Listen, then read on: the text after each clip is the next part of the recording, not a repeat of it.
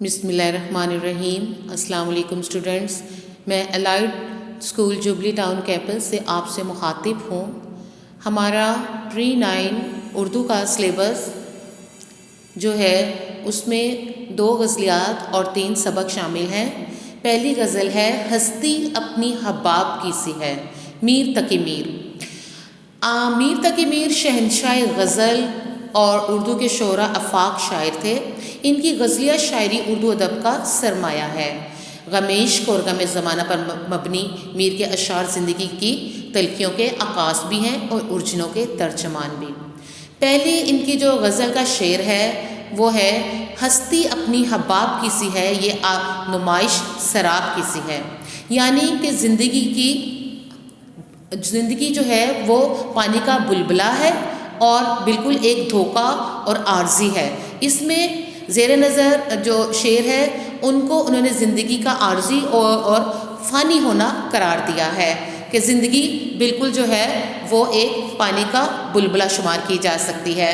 دوسرا ان کا شعر ہے نازکی اس کے لب کی کیا کہیے، پنکھڑی ایک گلاب کی سی ہے۔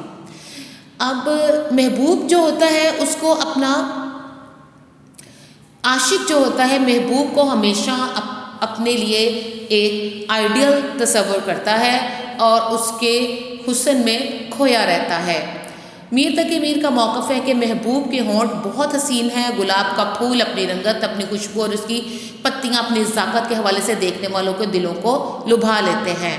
تو شاعر کو بھی اپنا محبوب اور اس کے ہونٹ اور اس کی وضع بہت خوبصورت لگتی ہے۔ چشمے دل کھول اس بھی عالم پر، یہاں کے اوقات خواب کی سی ہے۔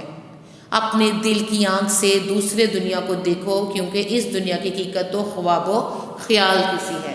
چشمے دل کہتے ہیں دل کی آنکھ کو، یعنی کہ ہمیں بظاہر اس دنیا کی رنگینی میں نہیں کھونا چاہیے، بلکہ اپنی دل کی آنکھ سے حقیقت کو دیکھنا چاہیے کہ اس عالم کے بعد ایک دوسرا عالم بھی ہے جہاں پہ ہماری اصل میں زندگی گزرنی ہے۔ کسی بھی چیز کی حقیقت کو سمجھنے کے لیے بصیرت کی ضرورت ہوتی ہے۔ انسان اپنی بصارت سے چیزوں کو دیکھ سکتا ہے، لیکن اسے سمجھنے کے لیے بصیرت چاہیے۔ عقل کا تقاضا ہے کہ انسان عارضی اور ناپائیدار چیزوں کو اہمیت نہ دے، بلکہ فانی دنیا میں دل نہ لگائے، آخرت کی طرف متوجہ ہو۔ اگلا شعر ہے بار بار اس کے در پہ جاتا ہوں، حالت اب اضطراب کی سی ہے۔ اضطراب کا اسٹوڈنٹ مطلب ہے بے چینی، پریشانی۔ اس میں شاعر جو ہے وہ اپنے محبوب سے محبت کرنے کے بعد اپنے دل کی حالت بیان کر رہا ہے کہ وہ بے چینی اور بےتابی مجھے بار بار محبوب کے دروازے پر لے آتی ہے۔ انسانی فطرت ہے کہ انسان کو جو چیز اچھی لگتی ہے، جس سے انسان کو محبت ہوتی ہے، انسان اسے اپنی نظروں کے سامنے دیکھنا چاہتا ہے۔ وہ اللہ کی ذات بھی ہے، یا پھر اگر مجازی معنوں میں لیا جائے تو یہ دنیاوی محبوب بھی کہہ سکتے ہیں۔ اسٹوڈنٹس، غزل کی جو تشریح ہوتی ہے وہ دراصل دونوں معنوں میں کی جا سکتی ہے، حقیقی عشق اور مجازی عشق۔ اگر حقیقی عشق کے لحاظ سے شعر کو لیا جائے تو ہمیں فیل ہوتا ہے کہ اللہ تعالیٰ سے جو دل سے خالص محبت کرتے ہیں وہ چاہتے ہیں کہ وہ ہمیشہ اللہ کی نظروں میں رہیں۔ اور اگر مجازی معنوں میں اس کا لیا جائے تو جو اپنے دنیاوی محبوب سے محبت کرتے ہیں وہ ہمیشہ بے چین اور اضطراب میں رہتے ہیں تاکہ وہ بار بار محبوب کے در پہ جائیں اور اسے دیکھیں۔ میں جو بولا کہا کہ یہ آواز اسی خانہ خراب کی سی ہے۔ خانہ خراب یعنی کہ جس کا حال ہی تباہ ہو گیا ہو، جو تباہ و برباد ہو گیا ہو۔ تو شاعر اس میں کہہ رہا ہے کہ جب میں نے آواز دی تو میرے محبوب کے کانوں میں جب میری آواز پڑی تو وہ میری آواز اور میری فریاد اور میرے آہ و بکا سے اس قدر واقف ہو چکا ہے کہ اس نے فوراً پہچان لیا کہ یہ تو اسی خانہ خراب یعنی کہ حالت خراب والے کی آواز ہے۔ اس سے معلوم ہوتا ہے کہ وہ تو میری آواز جانتا ہے، ساتھ ساتھ میرے حالات کے بارے میں اسے جانتا ہے، لیکن محبوبوں کا ایک طرز ہوتا ہے، ایک ان کا طریقہ ہوتا ہے کہ وہ اپنے عاشق کو اہمیت نہیں دیتے، ان کی طرف متوجہ نہیں ہوتے۔ آتش غم میں دل بھنا شاید، دیر سے وہ کباب کی سی ہے۔ وہی جو پہلے شعر میں بتایا گیا ہے بے چینی اضطرابی، اسی طرح آتش غم یعنی کہ غم کی آگ میں شاعر کا دل جو ہے وہ بھنا جا رہا ہے، جل کے کباب ہو گیا ہے، کیونکہ محبوب اس کو اہمیت نہیں دے رہا، محبوب اس کی طرف متوجہ نہیں ہو رہا، تو اس وجہ سے اس کے سینے میں آگ لگی ہوئی ہے۔ یہ محبت فطری جذبہ ہے اور جو افراد کو ایک دوسرے کے قریب کرتا ہے، لیکن محبت کا ایک روایتی تصور کہ محبوب جو ہے وہ ہمیشہ لاپرواہ ہوتا ہے۔ میر ان نیم باز آنکھوں میں ساری مستی شراب کی سی ہے۔ نیم باز جو ہے اس کا مطلب ہے کہ نشے سے بھری ہوئی آنکھیں، جو مد بھری آنکھیں ہوتی ہیں آدھی کھلی، جیسے پچھلے شعر میں اسے آپ نے دیکھا کہ پہلے اس نے شاعر نے محبوب کے ہونٹوں کی تعریف کی، ان کو گلاب کی پنکھڑی سے تشبیہ دی۔ اس شعر میں شاعر اپنے محبوب کی آنکھوں کو شراب سے بھری ہوئی شراب کے پیمانوں سے تشبیہ دے رہا ہے، یعنی کہ اس کو لگ رہا ہے کہ جس طرح شراب میں نشہ ہوتا ہے، اسی طرح اس کی محبوب کی آنکھوں میں بھی نشے کی کیفیت ہے۔ محبوب کی آنکھوں میں ہر شے اس سے ڈوبتی ہوئی لگ رہی ہے۔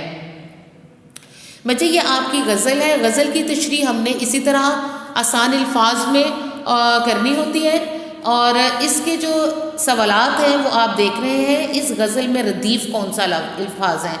بچے ردیف کا مطلب ہوتا ہے جو ایک جیسے الفاظ آتے ہیں، جیسے کیسی ہے، یہ آپ کا ہر شعر میں آ رہا ہے، یہ ردیف ہے۔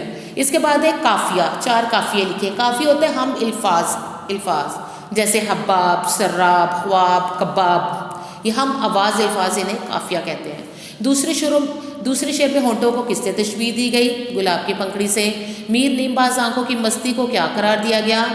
نیم باز آنکھوں کو شراب کی مستی قرار دیا گا۔ شاعر کی اضطراب کی حالت کیا ہے؟ یعنی کہ بے چین ہو کے بار بار جانا محبوب کے گھر۔ ہستی، حباب، سراب، اوقات، اضطراب، خانہ خراب، نیم باز، مستی۔ آپ نے ان سب کے جملے اور یہ کوسچن آنسر اور یہ تشریح اپنی کاپیز پہ، ہوم ورک کی کاپیز پہ نیٹ کرنی ہے۔ دوسری ہماری غزل ہے خواجہ حیدر علی آتش، رخ و زلف پر جاں کھویا کیا۔ اس میں بھی جو ہے خواجہ حیدر علی آتش کا شمار اردو کے مشہور غزل گو شعرا میں ہوتا ہے۔ غم دوراں اور غم جانا پر ان کی شاعری مشتمل ہے۔ غم دوراں یعنی زمانے کے غم، غم جانا یعنی کہ محبوب کی ان کے اوپر ٹاپک پر ان کی غزلیات ہیں۔ رخ و زلف پر جان کھویا کیا، اندھیرے اجالے میں رویا کیا۔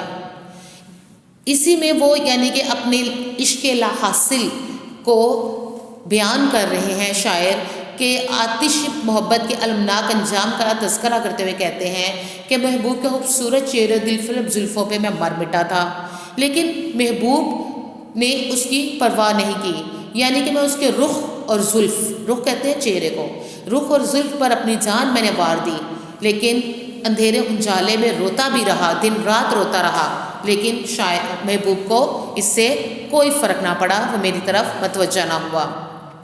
ہمیشہ لکھے وصف دندان یار، قلم اپنا موتی پرویا رہا، یعنی کہ شاعر کو اپنے محبوب سے اتنی محبت ہے کہ اس نے اس کی ظاہری بناوٹ سے بھی محبت کی ہے اور اس کے دل سے بھی محبت کی ہے، اس کی موجودگی سے بھی محبت کی ہے۔ وصف دندان یار، یار کہتے ہیں دوست کو، وصف دندان کہتے ہیں دانتوں کو، اور وصف کہتے ہیں خوبیاں، یعنی کہ اس نے محبوب کے دانت اتنے خوبصورت اس کو لگ رہے ہیں کہ اس کی جب تعریف وہ لکھتا ہے تو اس کو لگتا ہے کہ اس کا قلم موتی پرو رہا ہے، کہ قلم میں بھی اس کی خوبصورتی نمایاں ہو جاتی ہے۔ یہ لکھنؤ کی شاعری میں ایک خاص وصف ہوتا ہے کہ محبوب کے سراپے کی تعریف کی جاتی ہے۔ کہوں کیا ہوئی عمر کیوں کر بسر، میں جاگا کیا بخت سویا کیا۔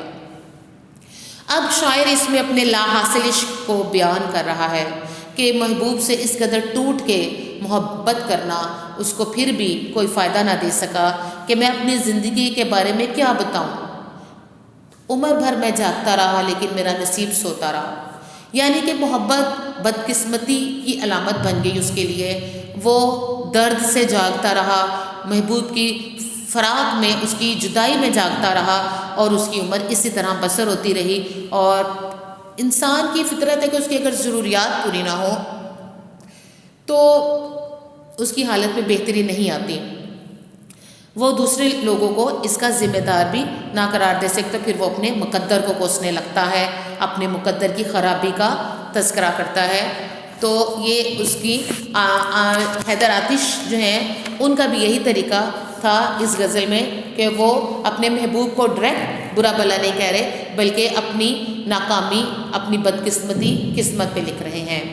رہی سبز بے فکر کشتے سخن، نہ جوتا کیا میں نہ بویا کیا. اس میں شاعر بتا رہے ہیں کشتے سخن. کشتے سخن کا مطلب ہے شاعری کی کھیتی. بے فکر یعنی کہ اس کو کوئی فکر نہیں رہی، کوئی کوشش نہیں کی گئی. یہ شاعر اپنی شاعری کے بارے میں بتا رہے ہیں کہ یہ ایک خدا داد صلاحیت ہے.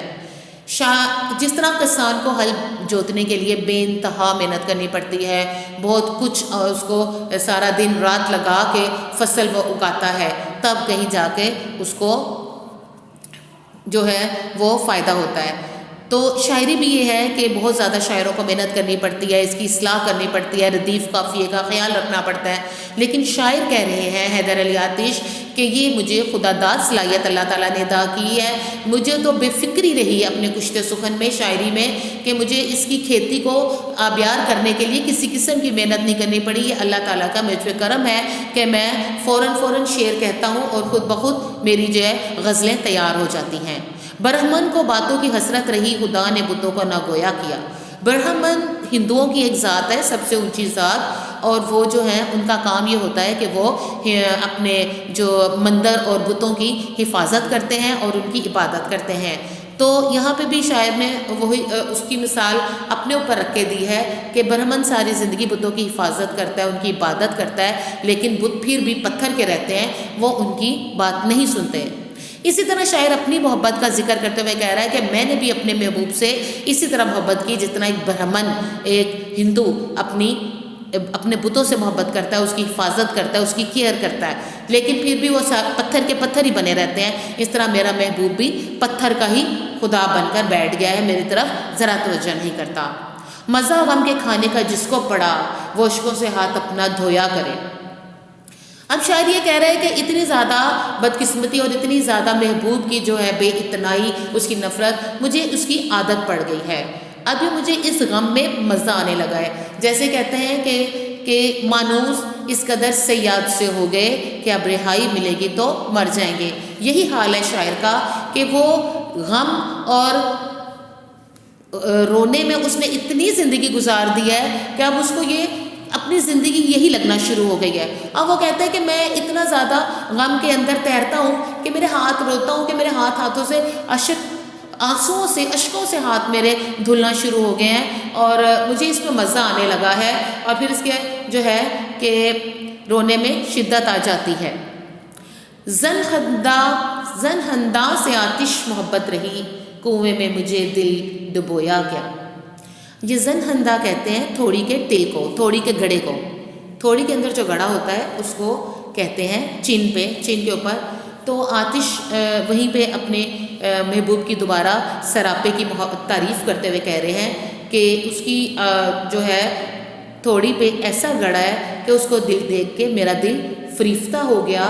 ایسے ہو گیا کہ جیسے میرا دل اس میں پھنس گیا ہے، جیسے کنویں میں کوئی گر کے پھنس جاتا ہے، دوبارہ نکلنے یا واپس آنے کا کوئی رستہ باقی نہیں رہتا.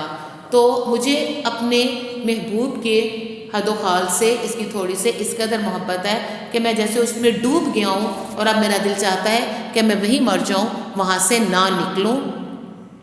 یہ جو ہے شاعر انہوں نے اس پوری غزل میں اپنی محبت اور لا حاصل عشق کو بیان کیا ہے. اسٹوڈنٹس، اس کے جو سوال جواب ہیں اور تشریح آپ نے اسی طرح جیسے پہلی غزل کی آپ نے کرنی ہے تشریح ہر شعر کی علیحدہ، غزل کے ہر شعر کی تشریح آپ علیحدہ کریں گے اور اس میں شاعر کا نام اور نظم کا نام حوالہ متن میں لکھیں گے اور اس کے بعد آپ نے اس کے سوال جواب کاپی پہ کرنے ہیں. بک ورک آپ بک پہ کر سکتے ہیں لیکن جملے اور سوال جواب آپ نے کاپی پہ کرنے ہیں. شاعر نے ہمیشہ کس کے وصف لکھے؟ شاعر نے ہمیشہ دندان یار کے وصل کے، یعنی کہ اس کے دانتوں کی تعریف کی۔ شاعر کی عمر کیسے بسر ہوئی؟ شاعر کی عمر ہمیشہ مشکلات و مصائب کے سبب جاگتے ہوئے بسر ہوئی۔ شاعر نے اپنے کشتے سخن کے بارے میں کیا کہا؟ اس نے کشتے سخن کے بارے میں کہا کہ یہ ہمیشہ سرسبز رہی، یعنی کہ اللہ تعالیٰ نے ہمیشہ مجھے شاعری کی خداداد صلاحیت دی ہے۔ برہمن کو کس بات کی حسرت رہتی ہے؟ برہمن کو بتوں کے بولنے کی حسرت رہتی ہے، یعنی کہ وہ برہمن اس کی عبادت کرتے رہتے ہیں کہ شاید یہ کبھی پتھر کے بت بول پڑے، لیکن وہ سب کو پتہ ہے ایک لا حاصل چیز ہے۔ شاعر کا قلم کیا کام کرتا ہے؟ شاعر کا قلم محبوب کی تعریفیں میں موتی پروتا رہتا ہے۔ ٹھیک ہے، اس طرح آپ نے یہ سارا کام کرنا ہے۔ اب یہ اردو کا آپ کا بی پارٹ کا ہے، جس میں آپ نے صفحہ نمبر 13، 14 اور 15 پہ آپ نے گرامر ورک کرنا ہے۔ اس کے بعد خطوط لکھنے ہیں، والد کے نام، والدہ کے نام، اور آپ کی درخواستیں ہیں 2، بیماری اور فیس معافی، یہ پیج نمبر 68 پہ ہے، اور خطوط آپ کے 59 پیج پہ ہے، اور باقی آپ نے جو ہے مذکر مونث، فعل کی قسم، فعل کی تعریف اور فعل ماضی کی اقسام، یہ آپ نے بی وقت بھی اپنی کاپی پہ کرنا ہے۔ شکریہ، اللہ حافظ۔